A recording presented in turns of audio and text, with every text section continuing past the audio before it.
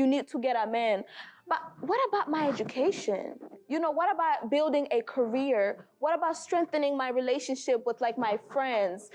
Building a community so that if anything happens, I don't have to go to a man for help. I can rely on my community. I can rely on myself to uplift myself. Like, why is it that I must go through the same processes that you went through when we are living in different environments? And speaking off of what you just said, we're all graduates here.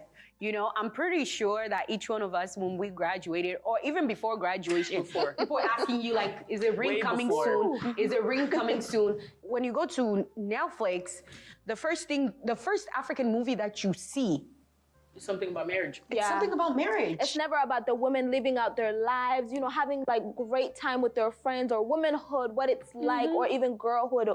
That experience in itself, they don't give us that moment to be able to see the little girls, the young ladies, the women, like be able to be individuals outside of what society deems to be like acceptable. I'm more interested in the conversation of autonomy and women having the agency, right? So if a woman's family is receiving bride price, is it on that woman's terms?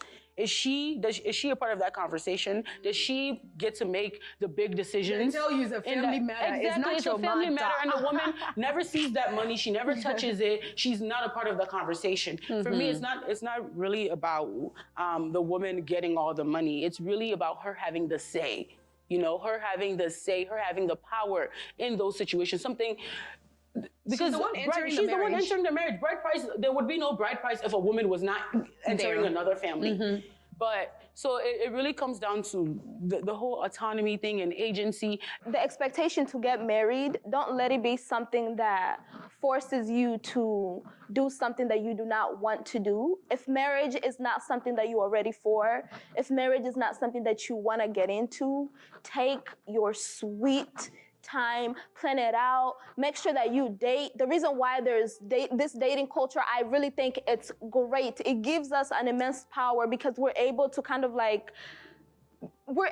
learn about the characteristics of the type of men that we want in our lives, or the type of women that we want in our lives. So being able to say, you do not meet my standards, you do not meet my expectations, and saying, you're not for me. Not letting your parents say, oh, you know what? John the cool man, he's really a good boy. You should marry him. Don't let your parents force determine you to that for you. Exactly. Because it's you getting into the marriage. Exactly. And also, don't listen to your aunties who are. Don't listen to your aunties whose husbands are in your friends' inboxes. Please don't listen to them. If you feel like something serves you and you really feel human and you feel alive within a specific relationship, whether it's romantic or platonic, go ahead and water that one. If you're starting to feel drained, if you're questioning yourself, vacate. Remove yourself, run away, do what you need to do to protect yourself. And then marriage is not an accomplishment. I personally do not view marriage as an accomplishment. I view a union between two people as an accomplishment. I view a romantic relationship where both people respect each other's boundaries and they love each other and they're, there for each other. That is an accomplishment. Their union is an accomplishment.